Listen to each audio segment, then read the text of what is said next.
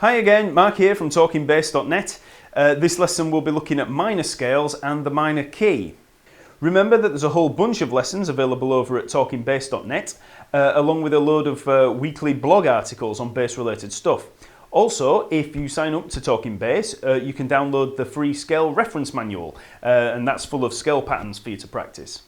So, we've already covered intervals and the construction of the major scale. So let's have a quick look at another set of scales that can also be the basis for keys, and that's the minor scales. Now, I say minor scales because there's more than one type of them. In fact, there's three of them, and one of them is different depending on whether you go up or down. So get ready to say, what? The first minor scale to learn is the basic natural minor scale.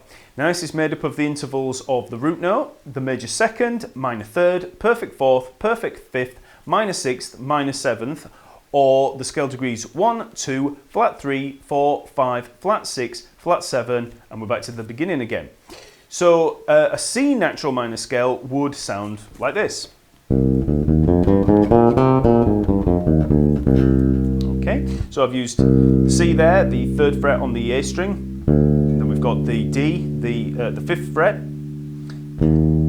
E flat, the sixth fret, F, third fret on the D string, G, the fifth fret on the D string, A flat, which is the sixth fret on the D string, B flat, which is the third fret on the G string, finally the C, fifth fret on the G string.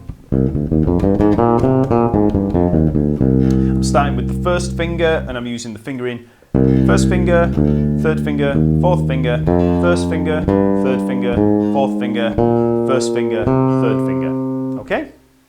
Now, just as the major scale is used as our palette of notes for playing within a major key, the minor scale is used as our palette of notes for playing in a minor key. And these scales have a much sadder sound than the major scale, and minor keys are generally associated with sad songs and pieces of music.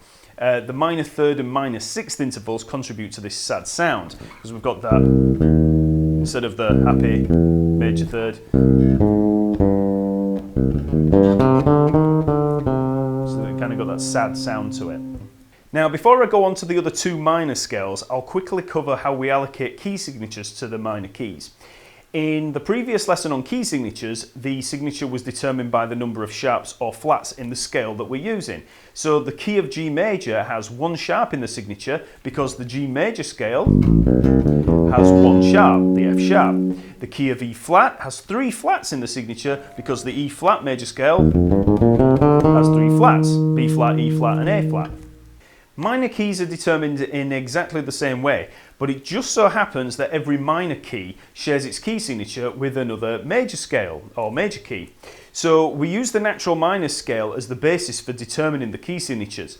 So if we look at an A natural minor scale, we get the following notes: A, B, C, D, E, F, G, A.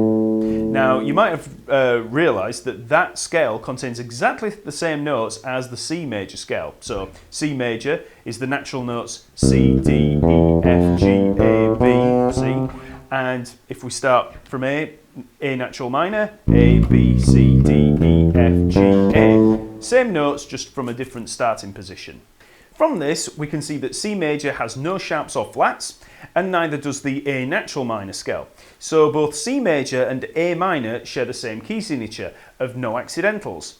Because of this relationship, A minor is known as the relative minor of C major, and in the same way, C major is known as the relative major of A minor. So for every major key, we have a relative minor, and vice versa. This relationship always applies to a minor key, a minor third below the major tonic. So the relative major is always the third scale degree above the tonic of a minor scale. So if we take the A minor again,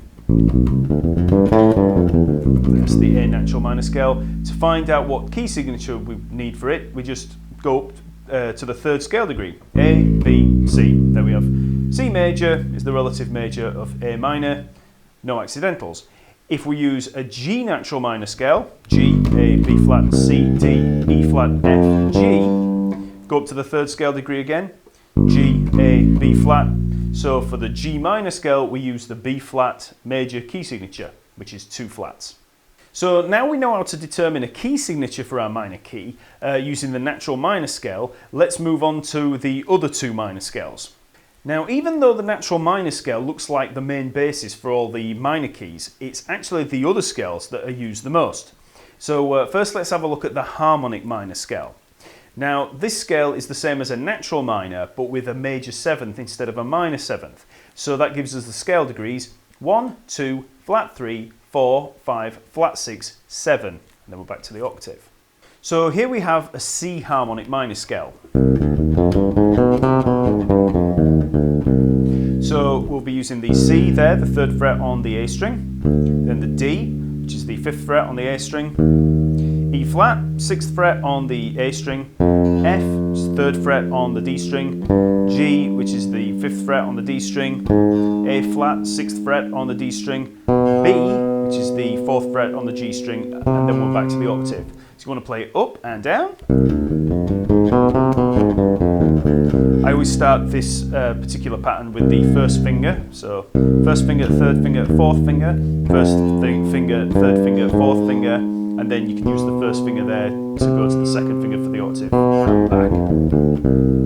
Okay? Now you'll probably know this sound pretty well and think of it as the stereotypical classical sound.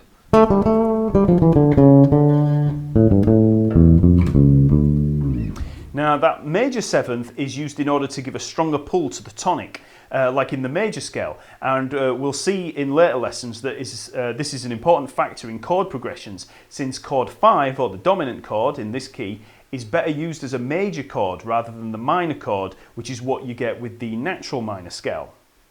The harmonic minor scale is probably the most common scale in minor key use, so if you want to get into minor keys, it's probably worth experimenting with.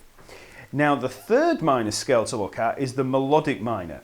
This scale is different in its ascent and descent, so it's a little bit strange. The ascending scale is the same as the harmonic minor, but with a major sixth interval instead of the minor sixth. So we have the scale degrees 1, 2, flat 3, 4, 5, 6, 7, which is a little bit like a major scale, but with a flattened third. But then in its descent, we use the natural minor scale that we've already covered. So here's a C melodic minor scale starting at the 3rd fret on the A string. So we can see how it's different in its ascent. So we've got this natural minor coming down, but we have the in its ascent. So we've got the C there, 3rd fret on the A string, and we've got D there, 5th fret on the A string, E flat, which is the 6th fret on the A string, F, which is the 3rd fret on the D string, G, 5th fret on the D string, A, which is the 7th fret on the D string, and the B, which is the 4th fret on the G string. So we've already covered the natural minor coming down. So the fingering I use for this pattern is the 1st finger, 3rd finger, 4th finger for the C, D, and E flat, and then the 1st finger, the 2nd finger for the G, and then the 4th finger for the A. And then I use the 1st finger for the B, 2nd finger to lead up into the C, and then when I come back down, I just hit the B flat with the 1st finger, and then just use the same fingering for the natural minor that I did before. So. Now you may be thinking to yourself, why have a different ascent and descent for the melodic minor scale? Why use two scales? Well, a lot of this goes back to composers of yesteryear. The harmonic minor scale, there, C harmonic minor, has got this major 7th scale degree. Now, when composers try to create a key and a sense of tonal gravity, they really want a nice pull back to the tonic. When you use the natural minor scale, that's not got as much pull as the major 7th. And that also allows us to create a major chord on the dominant scale degree. So in C minor, we'd have a G, which would be a G minor in the key of C minor. So, whereas in the harmonic minor scale, we can use a G major, which has got a lot more pull. So, there's C minor.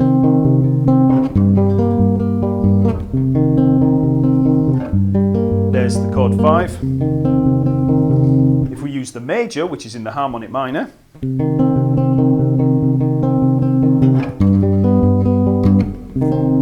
See how it's got much more pull. So from a chordal perspective, the harmonic minor is really good. We've got a nice sense of key, nice tonal gravity, it's all fine.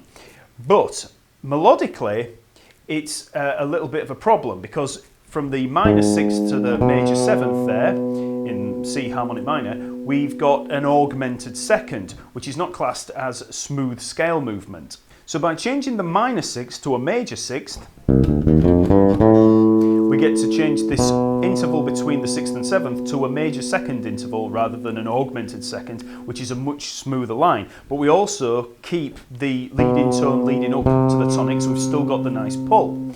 When we come down on the natural minor, we get to make use of the minor 6th interval, which gives us a lot of that minor 6th sound, but we've got the minor 7th there coming down to still keep a major second interval between those 2 degrees. So we still get to use the major 7th degree for all the harmony stuff, but we're using the minor 6th in the descent. When we write music for the harmonic and melodic minor scales, the key signature remains the same as for the relative natural minor scale that we looked at before. And we just use accidentals for the raised 7th and 6th degrees as and when we need to in the music. So a composition in the key of A minor would use a C major key signature of no flats or sharps, and if we were using a harmonic minor scale, you'd simply use accidental symbols for the G sharps that are needed. Lastly, the melodic minor scale is also used in modern music, the same in both its ascending and descending forms. This scale is often called the jazz minor because it's used loads in jazz improvisation. To play this scale, we play the ascending form of the melodic minor, the same both up and down. We don't need the natural minor scale in its descent. So if we look at the C melodic minor or jazz minor, we've got, okay, so C, D, E flat, F, G, A, B, C, B, A, G, F, E flat, D, C. So the same up and same down. Okay?